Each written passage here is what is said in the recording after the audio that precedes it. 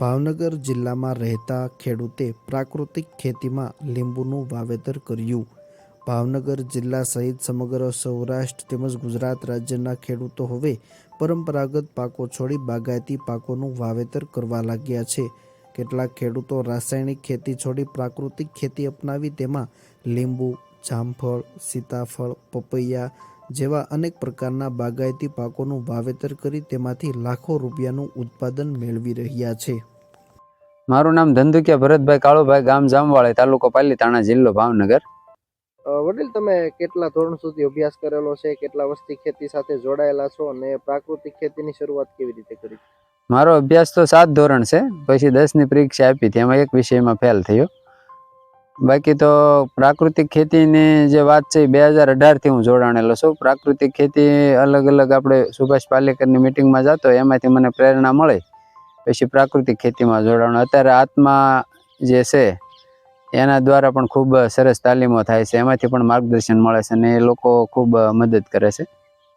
હાલ તમે બાગાયતી પાકમાં લીંબુનું વાવેતર કર્યું, કઈ જાતના છે અને કેવી રીતે વિચાર આવ્યો તો લીંબુનું વાવેતર કરવું? એટલે મારે 8 વીઘા જમીન છે, તો મને એમ થયું કે થોડુંક બાગાયત કરું એમ. તો કાગદી લીંબુ છે આ, અને લીંબુમાં મેં સાંભળ્યું હતું કે ભાઈ એક ફેર પાક વ્યવસ્થિત 6-7 વર્ષનો થઈ જાય પછી એમાં કન્ટિન્યુ આવક આવે છે.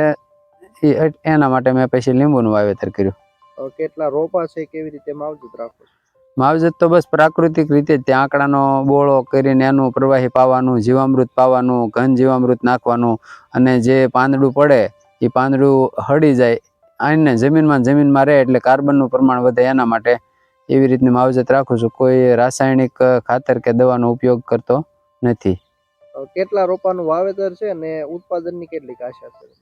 150 થડનું વાવેતર છે, અને જે લોકોના અનુભવ છે એના આધારે કહું, હજી તો મારે શરૂઆત થઈ 3-4 વર્ષ થયા, પણ 2000નો છોડ થાય જ તેમ. તો માનો કે 150 છોડ હોય તો 3 લાખ જેવી આવક થઈ શકશે. ભાવનગર જિલ્લાના પાલીતાણા તાલુકાના આ ખેડૂત ધંધુકિયા ભરતભાઈ, જેઓ 2018થી સંપૂર્ણ પ્રાકૃતિક ખેતી કરી રહ્યા છે. અગાઉ પોતે કપાસ, મગફળી જેવા પરંપરાગત પાકોનું વાવેતર કરતા હતા, પરંતુ તેમાં યોગ્ય ઉત્પાદન અને વળતર મળતું ન હોવાના કારણે હાલ તેઓએ 150 જેટલા છોડ કાગદી લીંબુનું વાવેતર કર્યું છે.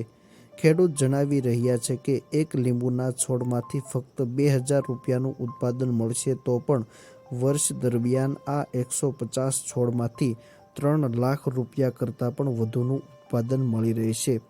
પોતે પ્રાકૃતિક ખેતી કરતા હોવાના કારણે કોઈપણ પ્રકારના રાસાયણિક દવા કે ખાતરનો ઉપયોગ કરી રહ્યા નથી, જેથી ખેડૂતને ખર્ચ પણ ઓછો થઈ રહ્યો છે.